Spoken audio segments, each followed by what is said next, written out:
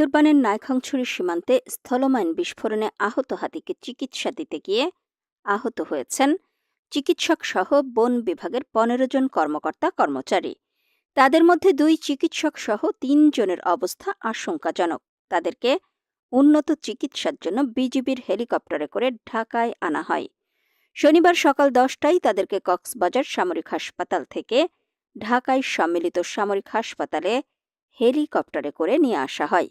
BGB সদর দফতরের জনসংযোগ কর্মকর্তা মোহাম্মদ শরীফুল ইসলাম স্বাক্ষরিত সংবাদ বিজ্ঞপ্তিতে এ তথ্য জানানো হয়। সংবাদ বিজ্ঞপ্তিতে বলা হয়, ১৫ই আগস্ট বিকেলে কক্সবাজার জেলার রামু উপজেলার মায়ানমার সীমান্তবর্তী রাজারকুল থোয়াইঙ্গাকাটা এলাকার বালুচড়া দক্ষিণের পাহাড়ে মাইন বিস্ফোরণে আহত হাতির চিকিৎসা দিতে গেলে হাতিটির আক্রমণে ৩ জন গুরুতরভাবে আহত হন। বন বিভাগ সূত্র জানায়, ঢাকায় পাঠানো ৩ জন হলেন